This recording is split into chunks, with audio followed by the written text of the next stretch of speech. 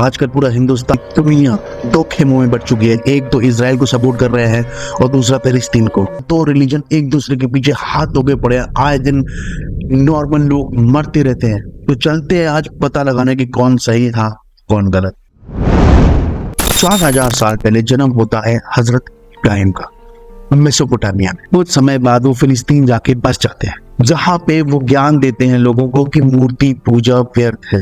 और धीरे धीरे फॉलोअर्स की संख्या बढ़ती जाती है। लोगों ने उनका सम्मान किया और जुडिज्म नाम के धर्म की स्थापना करी। प्रॉफिट इब्राहिम के 2 बेटों में से एक बेटे का नाम इशाक था। उनके यहाँ एक ग्रैंडसन पैदा होता है, इसका नाम यहूदा था। और धीरे धीरे उनके भी फॉलोअर्स बढ़ने लगते हैं। और धीरे धीरे आगे आने वाले समय में एक नए धर्म की स्थापना होती है जिसे आप जानते हैं यहूदी धर्म के नाम से। और धीरे धीरे उनके फॉलोअर्स बढ़ते हैं और यहाँ से चालू होता है एक नया धर्म, यहूदी धर्म। आज से 3000 साल पहले किंग सोलोमन ने जेरूसलम में एक टेम्पल बनवाया जिसको हम फर्स्ट टेम्पल के नाम से भी जानते हैं। ये जगह 36 से 37 एकड़ में फैली हुई है। किंग सोलोमन से प्रभु ने वादा किया कि अगर लोग मंदिर के कानूनों का पालन करेंगे तो प्रभु उनके घर में निवास करेंगे। तो किंग सोलोमन उस टेम्पल को बनवाते हैं और उसे कंप्लीट करते हैं। कुछ समय बीतता है और 2500 साल पहले एक आक्रमण होता है बेबीलोन के राजा के द्वारा और ये मंदिर वहां तोड़वा दिया जाता है। और कुछ ही समय वहां का तख्ता पलट होता है और कुछ ही साल के बाद वहां पे ये मंदिर दोबारा बनवाया जाता है। Persian the king Cyrus the great के द्वारा ये मंदिर की स्थापना की शुरुआत होती है और खत्म होती है डायरस I के द्वारा। जैसे जैसे समय बीतता जाता है एक युद्ध की शुरुआत होती है जिसे हम कहते हैं रोम ज्यूस वॉर। तो वहां के राजा बनते हैं किंग टाइटस, जो कि ये मंदिर फिर से तोड़वाते हैं। इसमें रोमन्स ये जंग जीत जाते हैं और ये मंदिर फिर से तोड़वाते हैं। और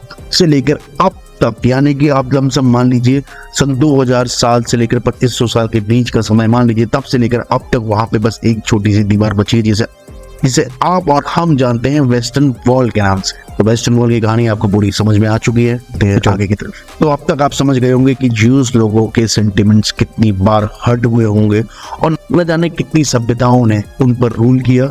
और कई बार वहां से उन्हें पलायन भी करना पड़ा। कभी वो यूरोप गए, कभी वो रोम गए, डिफरेंट अलग अलग जगह उन्हें जाके बसना। तो यहाँ तक कहानी थी ज्यूस की।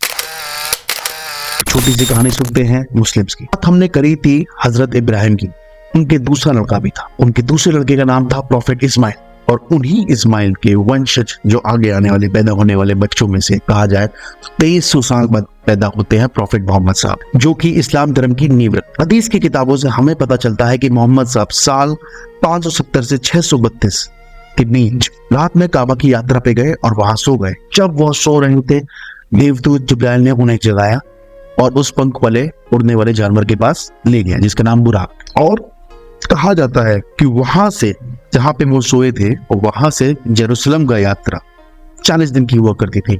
लेकिन वो यात्रा उन्होंने सेम नाइट कवर करी। ये बहुत इंपॉर्टेंट यात्रा थी और हेल्प ली बुराक, जो कि उड़ने वाला घोड़ा। जेरूसलम पहुंचने पर मोहम्मद साहब ने पुराने पैगंबरों के साथ वहां पर प्रार्थना करी। जहां वो प्रार्थना करी उसे आज हम कहते हैं अल अक्सा मस्जिद। और वहीं से थोड़ी सी दूर पर वहां से वो जन्नत की ओर चले गए।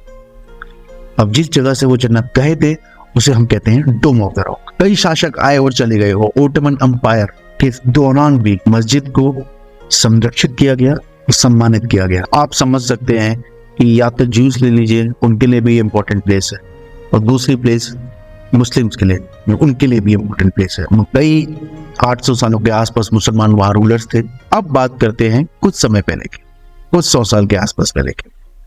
और वहां राज आ चुका था ब्रिटेन का। वर्ल्ड वॉर 1 हुआ, उसके बाद वहां पे फिलिस्तीन में अंग्रेजों का शासन था और जो कि ज्यूस ने उन लोगों की मदद करी थी वर्ल्ड वॉर 1 में। तो ब्रिटिशर्स को उनको सम्मानित करना था, तो उनसे वादा किया कि आप हम लोग वहां बसाएंगे वापस आपके शहर फिलिस्तीन में। इससे ज्यूस बहुत खुश होते हैं। लेकिन ब्रिटेन जब वहां जाता है 1917 में, तो पाता है कि वहां पे ज्यूस सिर्फ 6% है और जितने भी 6% है उनकी हालत बहुत ही ज्यादा बेकार हालत है। 1947 में ब्रिटेन को जब ये मुद्दा बढ़ता हुआ नजर आया तो उन्होंने ये मुद्दा यूएन के हाथ में सौंप दिया, यूनाइटेड नेशन जिसे हम जानते हैं। तो यूनाइटेड नेशन ने ज्यूस लोगों को एक प्रस्ताव दिया कि आप यहाँ पे 54% लैंड ले लीजिए।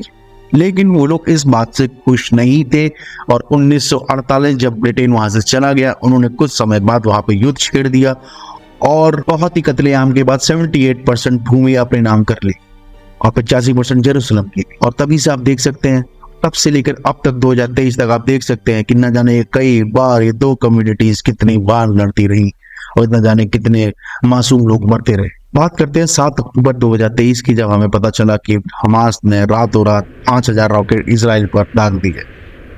और यहाँ तक हमें पता चला कि आयरन डोम भी इसमें कुछ हद तक सफल रहा, बट काफी नुकसान हुआ इसराइल में। लोग, हमास के कुछ लोग पैराशूट से उतरकर लोगों को गोली मारी। एक म्यूजिक फेस्टिवल भी हो रहा था जिसमें हमने देखा कि वहां पे अचानक हमला हुआ और कई लोगों की जान गई। बहुत ही शर्मनाक बात थी ये, बहुत ही दर्दनाक। जवाब में इसराइल ने भी एयर स्ट्राइक कर दिया, जिससे कि आप देख सकते हैं कि आज गाजा में न जाने कितने लोग मर गए। और अभी रिसेंटली खबर आई है कि अभी अभी हॉस्पिटल पे भी बॉम्ब गिरा है और जाने कितने लोग वहां मारे गए। काउंटलेस, गिनती नहीं है। लेबनान स्थित हमास के एक वरिष्ठ अधिकारी जिनका नाम अली बरेके ने कहा, ये हमला हमास ने इसलिए किया क्योंकि हमारे मुस्लिम भाइयों पर इजरायली बहुत ही ज्यादा जुल्म ढा रहे थे। गाजा में एक पॉलिटिकल पार्टी हुआ करती थी जिसका अब कोई कंट्रोल नहीं बचा था गाजा पर।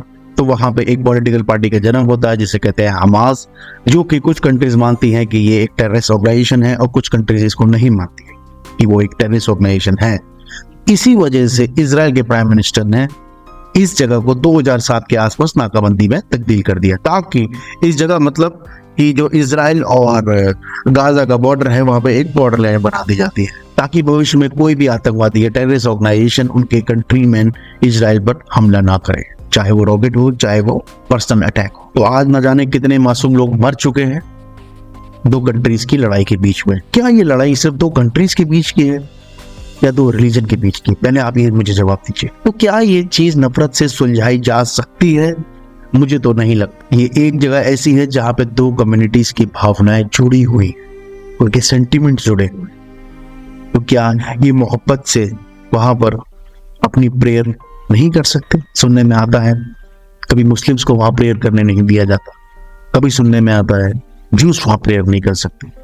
अलग अलग ऑर्गेनाइजेशंस अलग अलग एक दूसरे पे लांछन लगाती रहती है। आपको नहीं लगता कि इससे ज्यादा सुंदर कोई जगह होगी जहाँ दो कम्युनिटीज एक साथ पूजा कर सकते हो एक ही जगह? मुझे तो लगता है इससे ज्यादा खूबसूरत कोई जगह होगी ही नहीं। हम लोगों को एक दूसरे के रिलीजन का सम्मान देना चाहिए, प्यार करना चाहिए। और इस समय अगर आप इंडियन चैनल्स को छोड़ के ब्रिटेन के, अमेरिकन चैनल्स खोल के देखें, वहां आपको पता चलेगा कि कहाँ पे कितनी ज्यादा तबाही हुई है, कितने लोग मारे गए।